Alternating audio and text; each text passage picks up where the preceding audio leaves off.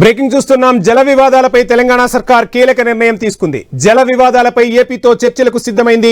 దీనిపై June 23న Telangana cabinet సమావేశం నిర్వహించనుంది. సమావేశం తర్వాత తెలంగాణ ఏపీని చర్చలకు పిలవనుంది. బనకచెర్ల వివాదంపై చర్చలకు సిద్ధంగా ఉన్నామని సీఎం రేవంత్ రెడ్డి స్వయంగా ప్రకటించారు. చర్చల ద్వారానే నీటి వివాదాలు పరిష్కారమని స్పష్టం చేశారు.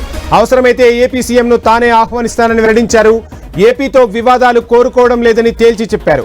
ఎవరి కోసమో తమ హక్కులు వదులుకోబోమని కూడా స్పష్టం చేశారు. ఏపీ సీఎం చంద్రబాబు నేరుగా కేంద్రం దగ్గరికి వెళ్లి ప్రాజెక్టులకు నిధులు, అనుమతులు అడుగుతున్నారని తెలిపారు.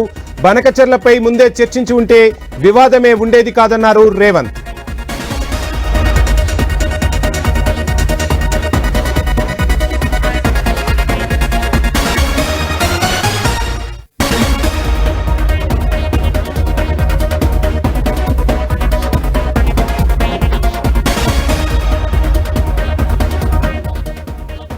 ఇక కేంద్రానికి పీఎఫ్ఆర్ ఇవ్వడంతోనే వివాదం మొదలైందని సీఎం రేవంత్ రెడ్డి తేల్చి చెప్పారు. రాజకీయంగా బతకడం కోసం జలాల రాజకీయం చేస్తున్నారని మండిపడ్డారు.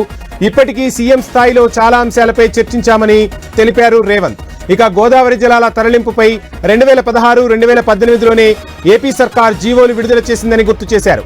గోదావరి, కృష్ణా బేసిన్లో ఎవరికి ఎంత వాటా రావాలో కూర్చొని మాట్లాడుకుంటే బాగుంటుందన్నారు. తన మొదటి ప్రాధాన్యత చర్చలకే అని, గొడవలు పెట్టుకోవడం కాదని తేల్చి చెప్పారు. 4 రోజులు కూడా కూర్చొని మాట్లాడేందుకు తాను సిద్ధమేనని రేవంత్ చెప్పుకొచ్చారు. చర్చలపై విమర్శలు వచ్చినా పట్టించుకోనని అన్నారు. గోదావరి, కృష్ణా, పెన్నా అనుసంధానం ద్వారా ఏపీ 300 టీఎంసీలు తీసుకెళ్తుందని సీఎం రేవంత్ రెడ్డి స్పష్టం చేశారు.